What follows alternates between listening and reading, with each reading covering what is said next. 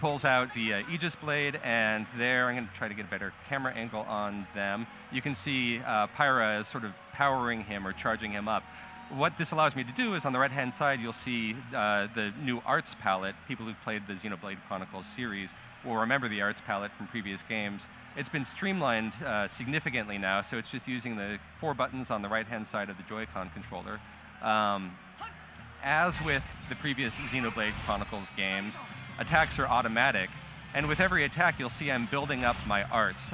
You can see around the little diamond, I'm kind of building up my attack power. I now have all of them fully charged and I can trigger an attack. I'm going to launch my anchor shot to pull some HP out, because honestly this first battle that I'm doing right here is a little bit on the tough side with just one person here. So I need to pull as much HP as I can. You'll notice my double spinning edge has a side attack bonus. I'm going to try to get around and demonstrate it. There, you see that little halo. Indicates that I was able to get around and pull off the side attack. It's going to be hard to get a back attack on him. Oh, he didn't turn it. No, that didn't pull off. But every time I'm doing these attacks, as I'm doing my arts, or as I'm doing my basic attacks, I'm charging my arts. And then as I'm doing my arts, I'm charging up my Blade's ability to attack using her power. That's the right-hand icon on my arts palette right there. You just saw it went to level 1, and I've got this flame ability. Pull back, and you can see Pyra is charging me up, and I just blasted him, and now he's on fire. He'll be dead in just a moment, so we'll do some more combat stuff after that. Now, right now, I'm just showing you what the absolute basics are about, so that I can start layering some additional complexity on. And it's a very deep RPG, and I want you guys to be able to understand what I'm talking about here. As I'm going into this next battle, though, I wanted to ask Takahashi-san a question. The first time I heard the name of this game, Xenoblade Chronicles 2, my first question was, why is this Xenoblade Chronicles 2 and not a follow-up to Xenoblade Chronicles X or some other suffix? 今回のタイトルを最初に聞いたとき、Xenoblade 2というタイトルなんですが、思ったのが、なぜ今回は2なんでしょうか。Xenoblade X の次のタイトルではなかったんでしょうか。そうですね。今回はXenoblade Chronicles X の場合はかなりオープンワールドをベースにした探索メインのゲームだったんですけれども、今回どちらかというと Xenoblade 1に近い、リニアなストーリードリブンなゲーム性を目指して作ってますので、あえて今回は2とさせていただきました。So when we were developing Xenoblade Chronicles X, it's really a game driven through exploration and in an open world. And with Xenoblade Chronicles, it was really story driven, and this time we want to create a story driven narrative and game, and so we opted to go with Xenoblade Chronicles 2. Thanks. That answers a lot of questions, because we do have a very strong character focus in this game, and we'll be showcasing a few more of the characters who make up your party in a minute. I do want to point out, by the way, that where we are in development right now, there's still a lot of polish that's going on, so the graphics look really great already. You can see off in the distance. We'll talk a bit about the world, but you can see how much I have to explore before this demo is over right now. But in the months that we have left in development, we're going to see a lot of polish going on. So bear that in mind as we're playing. Right now, I'm looking out across this field, and up here you see the head of the Titan on whose back we're riding. Over here you can see the Cloud Sea. I want to point out that one thing that makes this game very different from other games is all of the land masses are really Titans. You're walking on the backs of these gigantic monsters. This is the only place you live. You fly around on airships or you ride on the backs of Titans, but there's no land mass. Other than perhaps you might be able to see a hint of the world tree that was mentioned in the trailer there. But we'll be getting into that a little bit later on. Now, Matt, you had a question about this, an observation that you'd made when we were talking. Yeah, right. So, of course, you see the verticality there, and you just mentioned that these are Titans that we're exploring right now.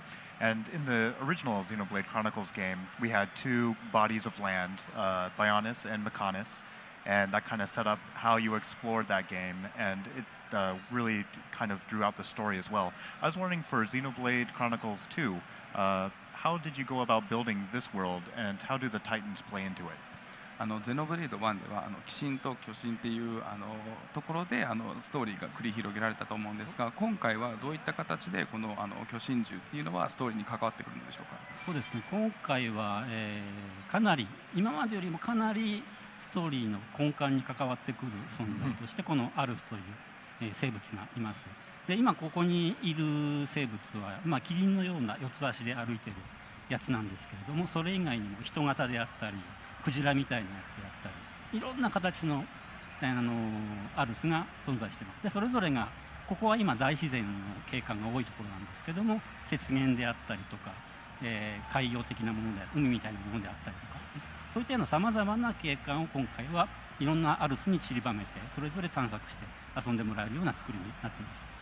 And so I think you will notice as you play this game that these titans really play an even more of a core role in the game and the story itself. And as you see here, the titan you see here is kind of like this giraffe-like titan walking on all fours in a long neck. But there are titans that are in humanoid form. There are titans that look like whales. So there's all different kinds of titans. And each of those titans have a specific type of landscape that they have on their back. So like you see here, this one has a lot of lush greenery, and you'll see other titans may have a snowfield, other ones are just water-based. So they all play a different role, and they all have a very distinct existence within this world. And I think that you'll find it fun exploring, and that's really a big part of the story. Awesome, thank you very much. Now, I've been holding off on getting into more combat because I want to show off another element of the game. I mentioned that Pyra is Rex's blade, but I actually have another blade with me here, Fudor, and I'm going to conjure forth a new blade. Earlier in the battle, my very first battle, I picked up this core crystal right here. I used this core crystal to pull out new blades. When I summon a new blade or conjure a new blade into existence from these core crystals, they bring with them a new weapon type. And then I get access to new arts. And I'll talk a little bit more about that too, but I wanted to ask Mr. Takahashi to explain a little bit about the relationship between blades and drivers and where that came from.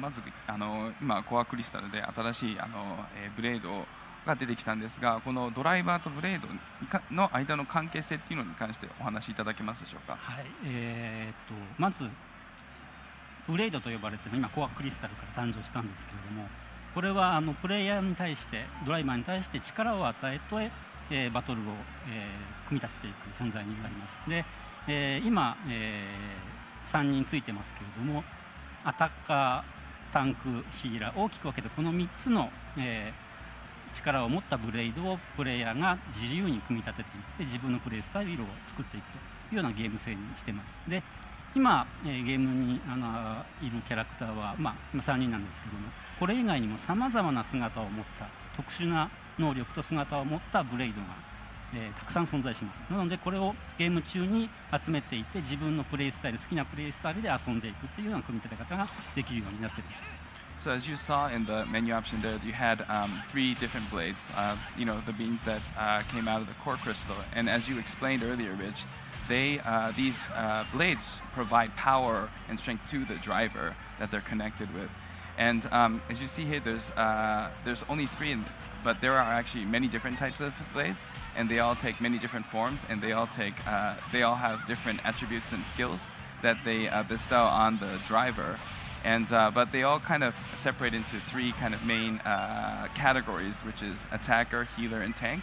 And so based on the type of gameplay and playstyle that you have, you can mix and rearrange these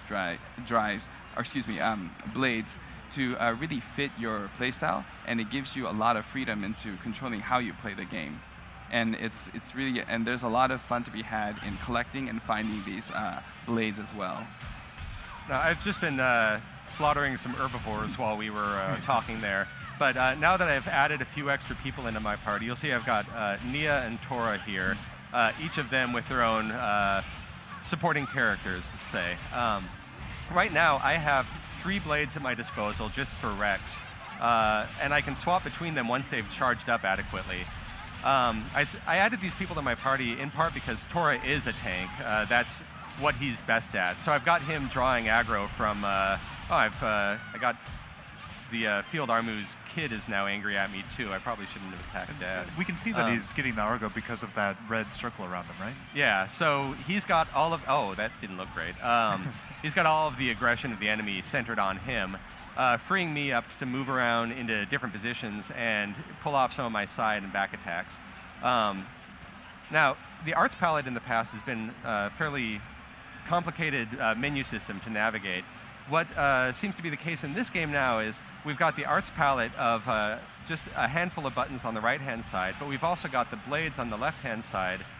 When I swap between blades, I can bring out a new set of arts. So instead of having to navigate any menus, I have all of them at my fingertips. I can just tap the blade that I want to bring into battle, which they're charging up right now. I may kill this guy before I get any blades in here. Let's see. Yeah, I'm going to swap over to Fudor. I just brought him in.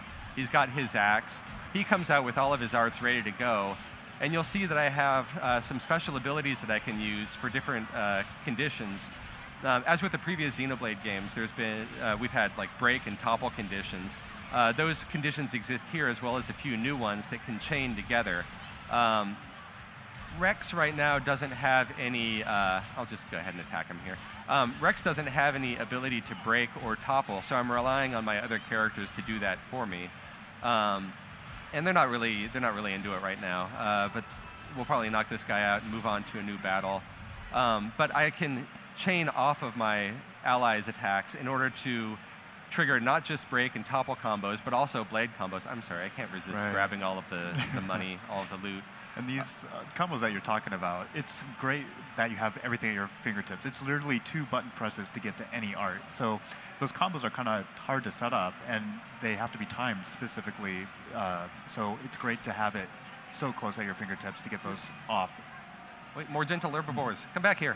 Let's fight.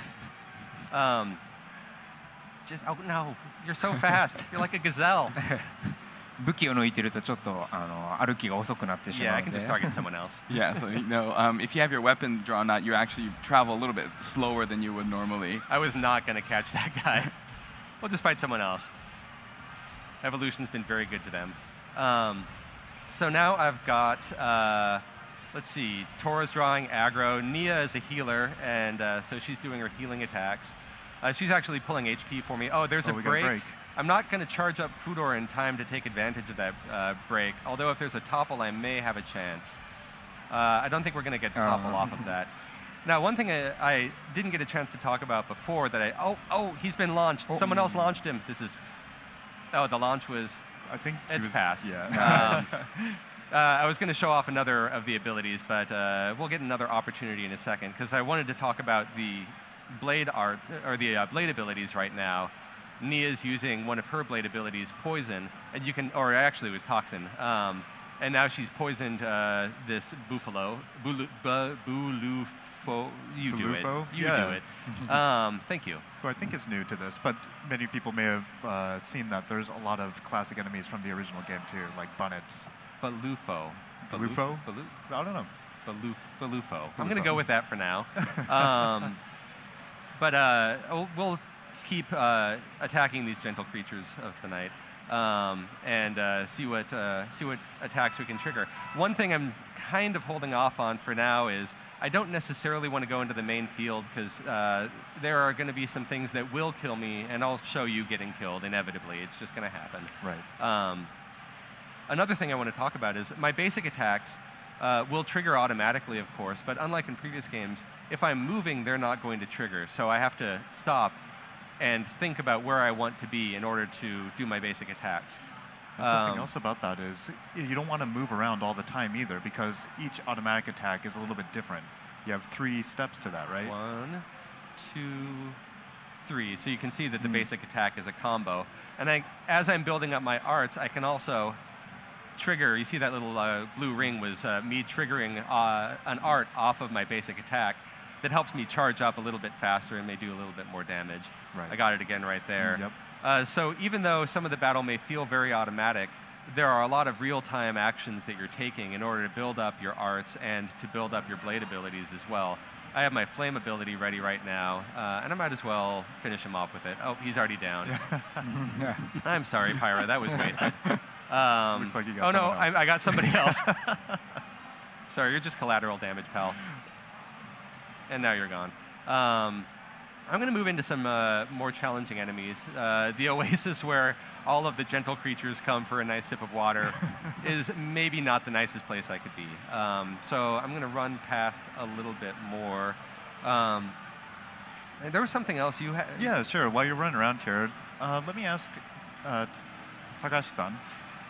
In a lot of your games, you prefix the titles with Xeno. I was wondering, just in general, what does the word Xeno mean to you? 高橋さんが作成されているゲームの中でゼノっていう言葉がよく使われるんですが、そのゼノっていう言葉は高橋さんにとってどういう意味を持っているんでしょうか。はい、ゼノという言葉自体が異質とか異なるとか、そういった意味があったと思うんですけれども、僕ら普段他の人と一緒に暮らしている時にみんなそれぞれ違うわけで、性格が違かったりとか生まれが違かったりで、それっていうのはなんていうかな、生きていく上でドラマになります。で、そういったドラマの部分をゲームの部分にもうまく落とし込めたらいいなと思って常に、ゼノというタイトルをつけるようにしています。So the word Xeno really means like something different or something kind of not familiar. And I think in life when we're living, you meet different people and they have different personalities, different backgrounds. And it's the drama between the interaction between those people that create the drama of life. And I thought that it would be great if I can drop that drama into video games. And that's why I add Xeno to a lot of my games. All right. Awesome. Thank you very much. Now, I went over and attacked this much more ferocious series of Ferrises. And they're pack animals, so they started calling in their buddies. And so this battle's going on a lot longer now. Do a little area of effect, attack, see if I can... Is anyone going to be able to topple him, though? That's the real question I have. Because I want to hang out here and see if I can pull a topple combo out of this. Oops, I did that a little bit early, but it was still all right. Now I've triggered the chill effect. You can see the chill bars slowly trickling down. If I were to pull off another, down he goes. If I had time to pull off another blade art, you would get a chance to see one of those blade combos. We will have an opportunity to demonstrate that as we get deeper into this level. But for right now, you look big. Oh, yeah. Yeah, and you're angry. Oh, good. I don't feel so bad attacking aggressive animals.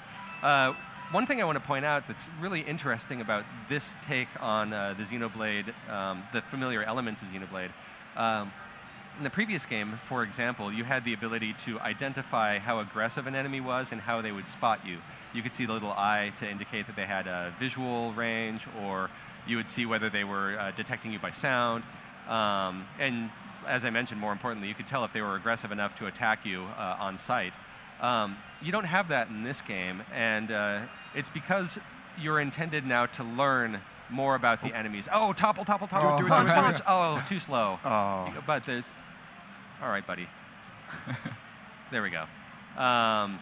We'll see if we can do it. I didn't get a chance to switch over to Fudor in time to take advantage of that topple. But this time around, you're meant to study the animals. You're meant to study their behaviors and learn through your experiences. You might die along the way. I certainly will. But I'll just use this ability. Just keep firing off abilities to charge up my specials. But you'll learn their behaviors, and you'll learn how to fight them through experience and through repeated death over and over again. I'm going to trigger Tora's Shard ability now. You can see it charging through his support and doing serious knockback. Shard is still in play. If I were to trigger with a complementary ability, again, I would be able to chain off of that. Now, in order to demonstrate some of that, I am going to start. I'll grab some HP. I already healed up, but in order to demonstrate that, I'm going to have to head in the direction of town so I can show you it's not just fighting. There's a fairly sizable town on the back of this Titan. Now, one thing that we talked about earlier is the way in which the setting shapes the lives of the people in this world. in this town, I wanted to ask Takahashi-san about the people. Oh, Gonzalez. that's big. That's a Let's tough just- enemy. Yeah, let's just show you what that looks like, because Oh. there's a one hit. I didn't even get my sword out in time. All right, see, can we Unique even? monster. That's another one hit. He is very territorial. And he's I've got a unique monster. I've got my party bar charged up a little bit, so I can bring Tora back. Oh, just in time to die. Oh. Now, as I mentioned before, when you die, did I mention this? Who knows? We'll review it on playback. When you die, you are set back to your latest checkpoint. You don't really lose anything in the process, though. yeah. So it's like it's educational. I just Yeah. had a very educational death right Yeah. there. But I had a question for Takahashi-san about the lives of the people who live on the backs of these titans in all of these different environments that form up or that form the world of Xenoblade Chronicles 2. このゼノブレイドの世界を作るいろいろなタイタン、巨人獣に住んでいる人たちについて少しお話しいただけますでしょうか。はい、今ここにあるアルスはグーラと呼ばれているキリン型のやつなんですけども、ここものすごく、自然景観の豊富な場所で木材の産業が非常に発達している場所なんですね。でここでは割とこうなんていうんですかね、町の人たちもちょっと獣人っぽい人たちが住んでいて、で木工細工であったり何だったりっていうのをなりわいにしている人たちがたくさん暮らしています。でちょっと場所を転ずるともうちょっと軍事大国的なアルスがあったり、そこで暮らしている人たちは軍人が多かったりとか、住むなんか種族がまあ違うんですよね。種族もかなりたくさん種族いますので、それぞれのアルスにそれぞれの異なった種族が住んでいて、それぞれがまあこの広大な世界の中で、まあ生きているというか、生存競争を繰り広げているような、そんな感じの世界観になっています。So as you see here, this titan is called Galmont, and it's the giraffe-like titan. And as you see, there's a lot of lush greenery and nature. So lumber is a very booming industry in this world. And so once you go into town, you'll see that there's a lot of humanoid characters, people that live there, and they make a living out of doing woodcraft. And but if you go to, say, a different titan, there are other ones that are more militaristic in nature, and each titan has a different set of species that live there and have a different lifestyle that they live based on. And this world is created with a lot of diversity in terms of titans and the species and the lifestyles that everybody has. You can see there's a bit of a lumber storage yard here. ここも There's a lumber company. The massive toppled trees here. One other thing I want to point out, you've probably already noticed, there's a day-night cycle in the game. We're just fighting our way through a really rough evening. So there is a day-night cycle, there are weather cycles, but because we're in this sea of clouds, basically, this sea also has a tide, and the clouds will rise and fall and ebb and flow with the passage of time. And that rising and falling will obscure or give you access to different areas within the world. So there are places that you'll be able to get to when the tides are low that you can't access when the tides are high. It's another way in which the world itself is informing the design of the game and the look and feel of this world. Another thing I really liked about the very first game is when it went through those day and night cycles, it kind of had the same theme music, but it changed a little bit depending on when it was. And that's back for this game, and I'm really glad because I love the music in these games. So we're going to take a quick walk through this town, just so that you can get a sense of the scope of the world and the number of activities there are in each place. And also, I want to show you something over here. Again, this is very much a story of Rex and Pyra and his allies, very specifically. And at this point, we are... there we are. We're wanted men. We've got mugshots. I don't know where they got those mugshots. And we've got another driver right here who's studying them. He hasn't noticed us yet. No, not yet. But why give him a chance? We noticed him. Oh, it's you. Hey, wait, you're the guys from the pictures. And you'll notice he has his own blade there as well. And Tora's drawn his aggro, so he doesn't even notice me. Tora didn't even have his own mugshot up there yet, so he may not even understand what this battle's about. Don't turn around. がないキャラクターと戦ってますね。いっぱいこういうキャラクター出てきまして、牢屋に囚われているものすごく強いユニークなドライバーとブレードなんかもいますので、もちろんそういうの戦うと美味しいアイテムとか手に入りますので、ぜひいろんなところにいるやつら見つけてチャレンジしてほしいなと。And you'll find that there's a lot of unique and interesting characters in this world. And for example, there's a really powerful driver in a blade that's locked up. And if you decide to challenge him, obviously, if you're able to defeat the character, then you get great items back. But it's a lot of the fun can come from discovering and getting to know these characters and battling with them as well. Now, one thing before I get too far into the city, I wanted to show off. You don't have direct control over your other party members in a regular combat, but you can swap between them. So I just wanted to swap over to Nia, who's riding on the back of her blade. She's a very cat-themed character. You can see her ears. So you do have opportunities to swap between the different characters. And I'm going to get into a battle over here. I mentioned that she's a healer. I just want to show you what that looks like with her blade arts. ニアだけ特別にね、このトラの白虎っていうキャラに乗れるんですけど。So Nia's got a special blade where she's actually able to ride him. And it looks great on the field as you're riding on Bladeback through the battlefield. So fight a few more rabbits, I think, just to thin the population. They grow like rabbits. So you can see her arts are a little bit different. She's got a full heal art that's super useful. She also has an HP potion art. I'll kill some more rabbits. Why not? It's just. And then that potion art works really similar to Rex's art that we saw earlier, while the other healing art is more like a standard, what you would expect, like a healing.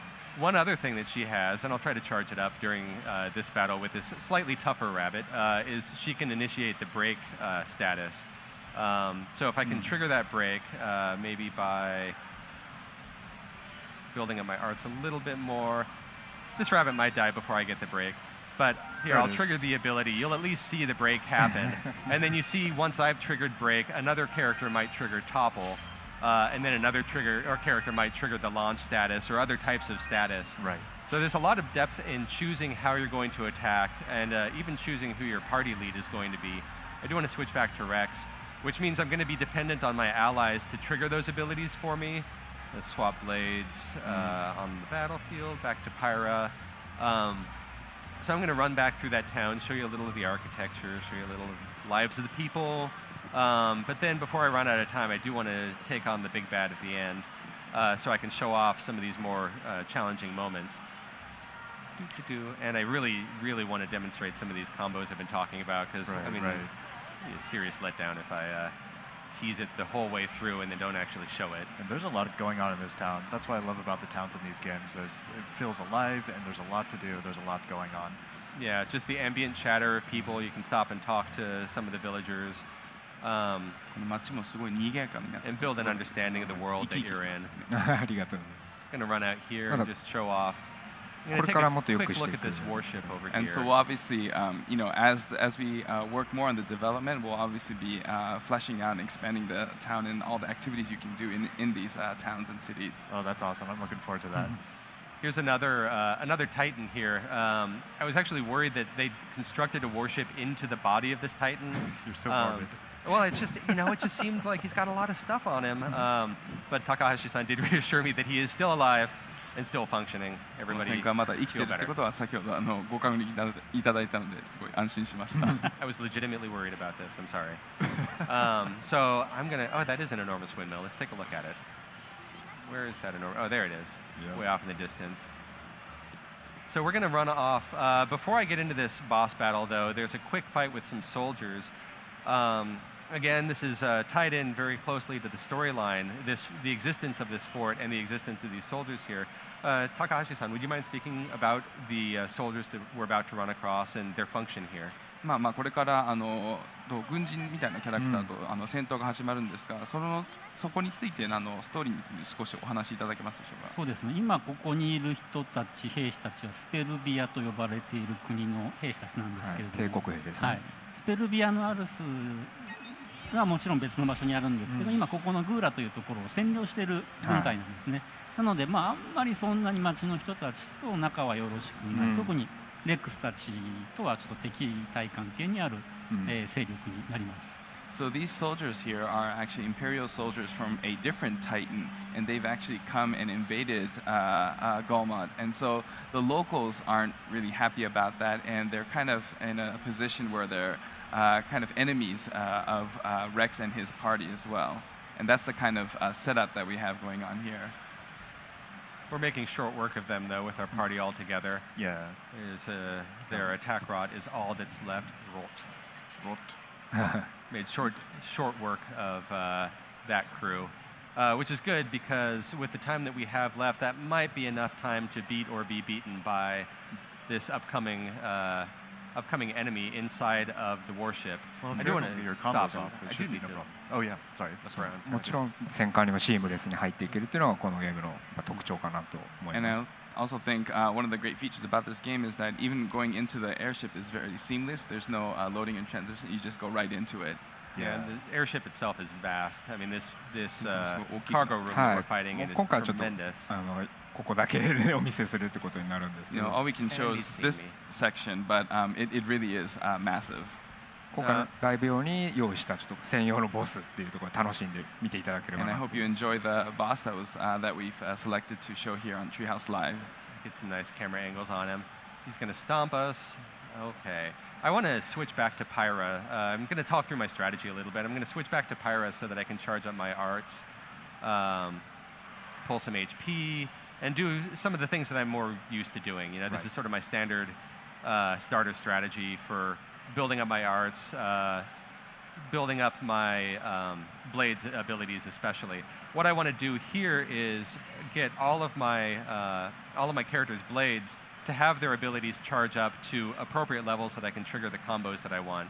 Right. So I'm not going to use Flame or Toxin or Shard right now. I will attack once I get to level 3, I think. I think right. that's the Right. safest. Now, Nice but can you couple. switch over?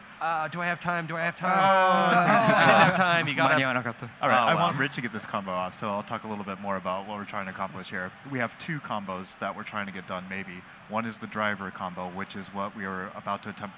Topple him. Yeah. with the Topple break. him. Topple. Somebody topple him. リキャストが It ま may だ not 終わって happen ない now, but it will happen. And the other one is the one that we previously touched on, the blade combo, which really makes these boss battles a lot of fun, and you have to think about your strategy a lot if you want to get them done either fast or even like efficiently. 今回どうぞ実はドライバーが放つ物理系の格闘コンボってやつとブレード側が放つ属性コンボっていう2種類ありますので、これ両方合わさったりするとかなりダメージが出ますので、そういった遊びの楽しみもあります。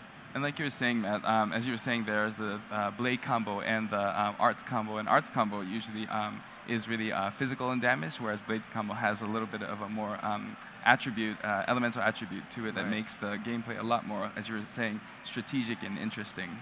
Yeah, you'll notice that Pyra is fire themed, while Fudor here is water themed. And Kirim, my newest. Oh, okay. here it Topple him. Yes, there yes, it is. do it, And do it, do launch. it. Do the launch. Do the launch. Yes. Oh, yes. I love the visuals on that one. It's just hilarious to send him flying, and it does a ton of damage. But for my blade combo, it isn't Fudor that I want. Although if I can get him toppled again, I'm gonna go for the strong smash. I'm not sure. I'm at level 2. If you look in the right-hand corner, he's not toppled this time. I'm at level 2 on my arts. Oh, but he's broken again. I'm trying to get up to level 3, and to do that, I am going to need to keep using my arts, even if they're not necessarily the most appropriate art for that moment. We've got Toxin, we've got Shard. We're going to want Kirim for this combo, if I Right, remember right. correctly. ブレードコン Just ボ a little bit more of a charge. So let's switch over to Pyra, who's ready, because I can pull off some more Some HP, get my arts going. I'm not going to worry too much about trying to do the breaks and topples right now, because I really want to race my way to the level 3 art, or the level 3 blade ability. And something that people can look forward to is the launch is not even the end of the combo. There's more after that. So Yeah, that's the end of what we have at our 3 disposal レベル right たまり now. ました Oh, you're ready to go. We We're got good to go. toppled. Okay, I'm ready to go. Going to switch over to Kirim so that all my blades are in place. Thank you for the heads up on that. I'm so caught up in the battle. So we're going to fire off with Toxin first. You'll see that Toxin hits. Did it hit? Are you hitting? You hit. There he is. And now you look on the right-hand side, the bar is going down. I've got two basically tree options I can follow. I'm going to hit virus next, which takes us to the next level on that tree option. And then I need to pay attention here because there's a little bit of action on my part. When plague is ready, that virus is ticking down. I trigger blade. I've got 3. Boom. Okay. All right. I think I might have done it. Did I do it? It looks Am I good. okay? Are we here? Oh, wow. Are we comboing? I think we're comboing. That looks like Oh a lot my of damage. So you can see the amount of strategy that you have to put into building up those combos, but when you do it, it's really satisfying. Oh, man, it feels so good. And having pulled off that combo, I might actually have a little bit more time than I'd expected on this, Yeah. Those do a which is lot of nice. I damage. can kind of chill out and relax and unwind, get a cup of tea, switch back to Pyra, pull some HP because we are actually starting to suffer just a little bit. He's got Tora cornered. He's got him boxed in. Like, buddy, no. And there he Tora's goes. not even on All the right. floor anymore. There it is. So that's it. With the effective use of both my topple effects and my blade arts, we were able to hew our way through him. It'll just take a few moments to walk back out, let the murk clear, and to walk into the cool night air. As we're taking one last walk through the town, I wanted to know if there's anything else that Takahashi-san wanted gamers to know about in anticipation of this title.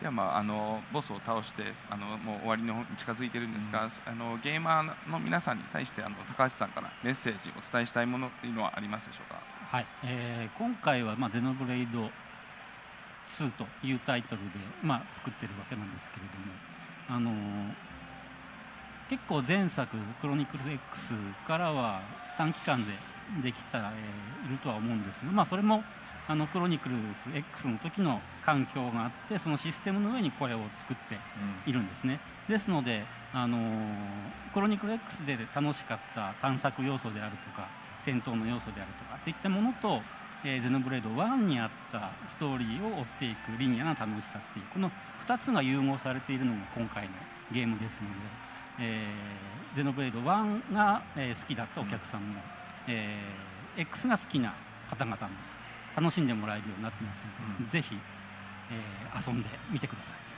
So, like we just saw Xenoblade Chronicles 2, and so the past title, Xenoblade Chronicles X, was, compared to that, I think the development time we've been able to develop it quickly, but also it was because we had the environment set up after developing Chronicles X that we're able to do this, and we're building this game on top of the engine system that from Xenoblade Chronicles X. And it has all of the fun and joy of exploration and a battle from Chronicles X, but it also has the joy and fun of the story-driven narrative that's in Xenoblade Chronicles 1. So I really hope that fans of both series will be able to really enjoy it and have fun with this game. That's great. Thanks very much. There's one last note I wanted to make, just in case anybody had any curiosity or questions about this. If you've seen the trailer, you know that the game is voiced fully in English. We are playing an in-development build. All of the English has not been dropped into this build yet, so you're hearing a lot of Japanese. Obviously, that's not final, but I felt like I should, just Yeah, mention definitely. it. Yeah, あ it's と a nice 2 thing 週 to know. 間時間があれば全然英語にトランスレート If we had 2 weeks, we could have had all the English voice in. So close. E3 just needs to push out a little bit. Yeah, just a little bit more. Yeah. But all right, well, I think that'll about wrap it up for us. Thank you everyone for joining us to take a look at Xenoblade Chronicles 2, and we'd like to thank our special guests Takahashi-san and Yokota-san. Up next, we have Mario and Luigi Superstar Saga plus Bowser's Minions. So stay tuned. Thanks very much.